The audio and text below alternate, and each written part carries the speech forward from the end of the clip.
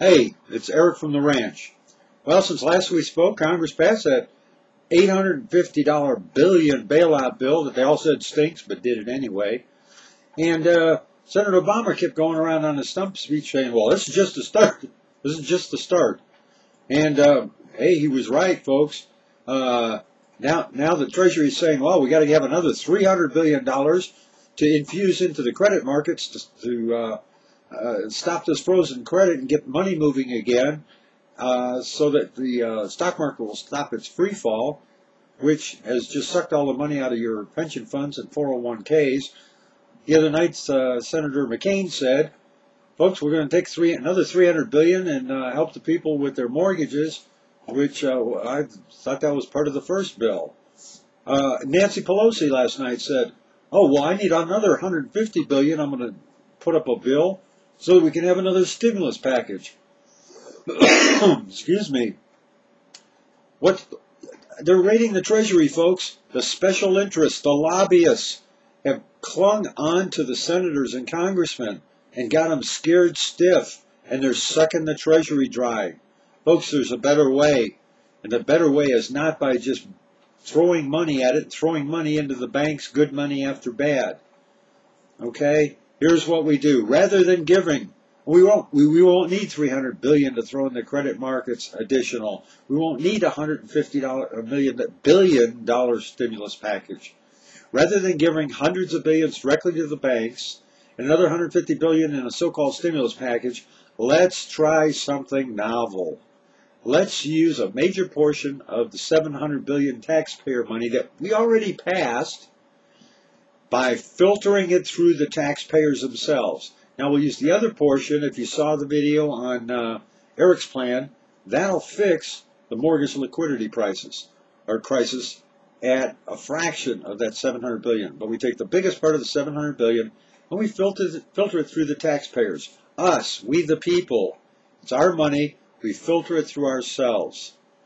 Now, how do we do that? We start by offering every American household that earns less than $100,000 a 2% loan of up to $10,000 that can only be used as a balance transfer against an existing mortgage, loan, or credit card account. Okay, you're currently paying anywhere from 10 to 20 or 30% on these loans. By getting up to $10,000 on a 2% loan, your overall average interest rate is going to decrease, and what it's going to do, it's going to leave you an extra $200 a month. We won't need a stimulus package. So in essence, the Treasury, we the taxpayers, are going to loan you $10,000 at 2%, not 30% like the credit card companies. And that $10,000 pays against your existing credit card bill, $10,000 worth.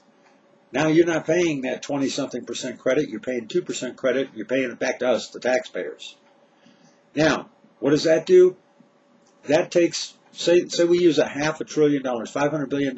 That puts $500 billion into the banks themselves. That gives them the money, but it gives it to them through us by paying off our loans. Now, the way banks work, they can take and use that money and lend it multiple times. So that may represent several $1 trillion in new lending capability to them, new lending capital.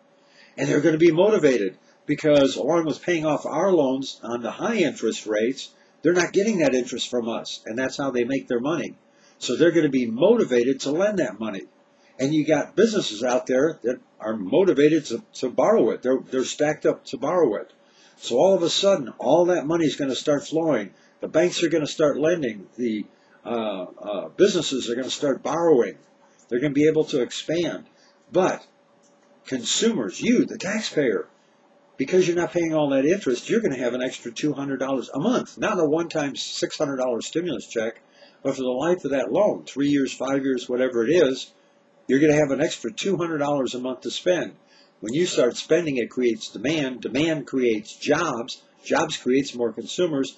All of a sudden, the economy's spinning up, not down. Now, when consumers are all of a sudden spending again, and banks are lending again, big time.